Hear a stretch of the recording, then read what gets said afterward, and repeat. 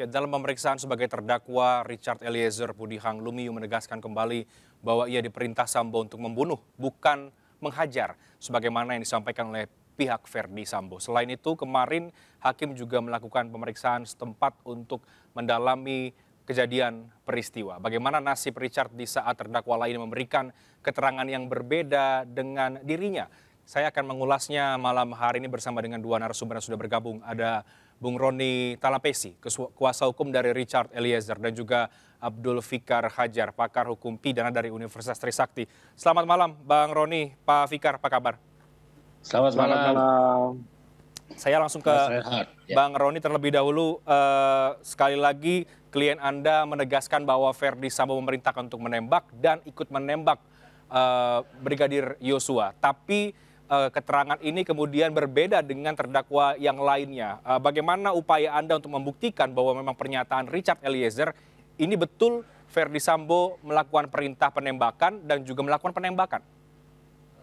Ya Mas Renhat, kalau kita runut lagi ya, bahwa ada peristiwa di mana di Saguling lantai 3 ada saudara Ricky Rizal yang dipanggil. Ya. Yang dipanggil yang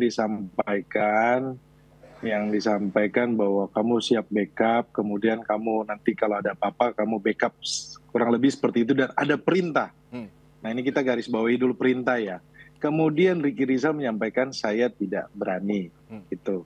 Nah kemudian Ricky Rizal memanggil klien saya, kemudian klien saya ke lantai 3, kemudian keluarlah perintah tersebut ya, perintah membunuh. Nah, terkait dengan yang kita garis bawahi adalah Mas Renhat, ada perintah. Perintah itu di Ricky Rizal dan perintah itu ada di Richard Eliezer. Ini kita garis bawahi dulu ya. Kemudian ini untuk menggambarkan bahwa keterangan dari klien saya tidak berdiri sendiri ya. Oke. Nah, ini yang menjadi perdebatan ketika tidak ada CCTV di lantai 2 dan lantai 3 rumah Saguling. Kalau kemarin kita datang ke rumah Saguling, kita melihat bahwa setiap sudut rumah tersebut itu ada CCTV. Jadi sebenarnya ini untuk menjawab terhadap pembelaan Verdi Sambo dan pengacaranya ketika menyampaikan bahwa tidak Richard Eliezer di lantai 3, tidak Verdi Sambo tidak perintah bunuh. Nah harusnya CCTV yang ada di lantai 2, lantai 3 itu dikeluarkan, Mas Renat. Jadi pertanyaan buat kami, kenapa hanya CCTV yang ada di lantai 1? Ini untuk menjawab ya terkait dengan peristiwa yang di Saguling.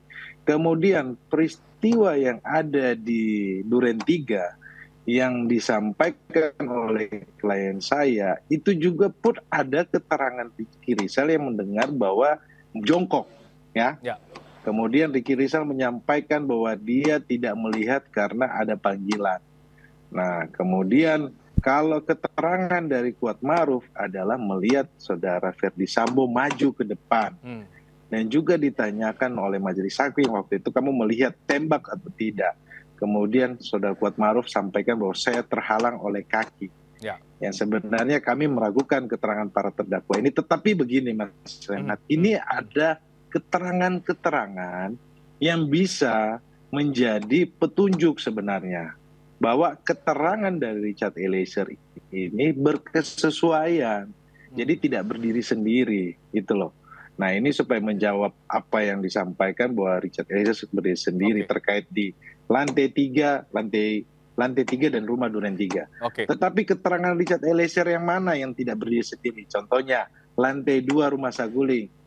Ricky Rizal menyampaikan dijanjikan uang, Kuatmaruf dijanjikan uang. Itu sama dengan keterangan klien saya. Kemudian di mana ketika klien saya menyampaikan bahwa isolasi itu bukan di rumah Duren 3 tetapi di rumah Bangka. Itu juga diperkuat oleh keterangan saksi dari petugas swab, juga diperkuat oleh keterangan saksi ART yang sebelumnya menjawabnya tidak, tetapi mencabut BAP-nya dan mengiyakan. Dan ada juga dari para ajudan menyampaikan bahwa swab itu ada di rumah Bangka kebiasaannya. Jadi ini supaya memperjelas.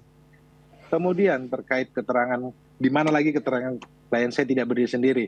Kemudian menyampaikan bahwa ada upaya menghapus DNA dari Verdi Sambo untuk barang-barang dari almarhum Joshua. Itu juga tidak berdiri sendiri karena Ricky Rizal juga di persidangan menyampaikan hal yang sama. Hmm. Nah, kemudian juga pun yang disampaikan oleh klien saya terkait dengan ketika dia dipanggil naik mobil, kemudian itu juga pun di Oke. dalam ketika dari di Rumah Saguling ya, kemudian naik mobil, kemudian dia kan dipanggil terakhir. Kemudian Oke. ada yang memanggil namanya Ya. ART Agus, tetapi Oke. sayang sekali ART Agus ini Baik. menghilang, Baik. tidak Baik. ditemukan. Jadi begini, ini untuk menggambarkan kalau seandainya ada mereka menyampaikan bahwa Richard Eliezer keterangannya sendiri, tolong mereka buktikan. Jadi kalau mereka buktikan dengan caranya gimana, Mas Oke. Renhat? Baik. Mereka munculkanlah CCTV lantai 2, munculkanlah CCTV lantai 3 di Saguling. Oke. Jadi Ya. supaya apa? Kasus ini menjadi terang. Ya. Gitu Jadi loh. Anda, Tapi ada petunjuk-petunjuk kok. oke. Iya. Baik, jadi Anda meyakini bahwa ada petunjuk-petunjuk yang itu membuktikan bahwa keterangan klien Anda tetap berkesesuaian dan juga tidak berdiri sendiri ya, Bang Roni. Saya ke Pak Fikar, kalau begitu. Betul, Pak Mas Fikar, Renhat. apakah menjadi lebih Ya. sulit saat ini posisi Eliezer untuk membuktikan bahwa Sambo ikut menembak dan juga memerintah memberikan tembakan, atau Anda juga sepakat bahwa ada petunjuk-petunjuk yang bisa membuktikan itu? Ya, saya kira kan begini, peristiwa pidana itu kalau disatukan itu menjadi sebuah puzzle gitu yang bisa dilepas-lepas ya, yang bisa dilepas-lepas. Tetapi itu tadi antara lepasannya itu pasti ada keterkaitan gitu. Ya, seperti yang tadi dikatakan oleh Pak pengacara ya. Meskipun orang per orang dengan masing-masing perspektif dan dengan masing-masing penglihatannya ya, dan apa yang dia ketahui dan dia rasakan berdiri sendiri-sendiri, tetapi ketika ada masing-masing ada keterkaitan, maka dia akan menjadi satu rangkaian puzzle yang menggambarkan satu peristiwa.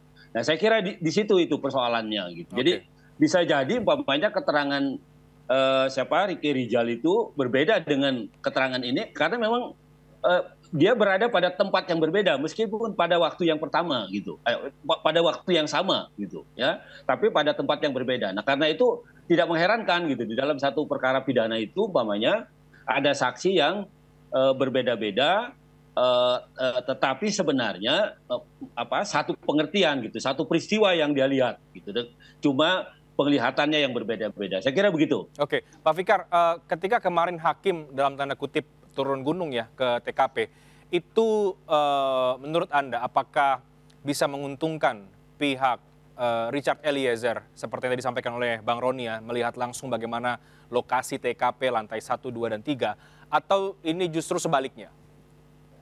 Ya, saya kira sangat menguntungkan karena hakim tidak hanya berpegang pada keterangan-keterangan para saksi saja gitu. Ya, tanpa melihat lapangan yang sebenarnya gitu. Jadi menurut saya ini juga bagian dari peristiwa untuk meyakinkan hakim gitu. Oke. Karena bagaimanapun juga dalam satu perkara pidana itu keyakinan hakim itu sangat berperan penting ya. Artinya apa? Artinya dengan alat bukti yang ada ya, termasuk umpamanya datang ke lokasi ya, itu juga bisa memperkuat membangun keyakinan hakim gitu. Nah, karena itu hukum acara termasuk umpamanya putusan Mahkamah Konstitusi mengartikan umpamanya bukti permulaan yang cukup itu minimal harus ada 2 gitu. Ya, artinya harus ada pembantingnya gitu. Apalagi kalau 3, 4, 5, 6 gitu ya. Tetapi yang sangat penting itu adalah keyakinan hakimnya. Yang berperan paling paling penting itu keyakinan hakimnya. Oke. Nah, dengan dia datang ke rumah FS ini, maka dia akan melihat persis gitu ya, bagaimana sebenarnya peristiwa yang dikemukakan oleh para saksi ini. Ya, Nah, saya kira keterangan para saksi itu ya. Betul. Melihat sisi logis logikanya gitu, logis atau tidak itu yang diceritakan oleh para saksi gitu. Oke. Nah, kalau begitu dia lihat tempatnya, oh ternyata memang seperti itu. Nah, dia sudah bisa menarik kesimpulan, saya kira hakim itu. Oke, Bang Roni, Anda sepakat bahwa kemarin yang datang ke lokasi TKP itu bisa menambah keyakinan hakim di tengah-tengah keterangan terdakwa lain yang tadi juga Anda katakan dan Anda ragukan sebetulnya ini berbeda dengan apa yang disampaikan oleh Richard Eliezer. Tapi dijawab nanti Bang Roni, kita break dulu. Kami akan segera kembali sesaat lagi.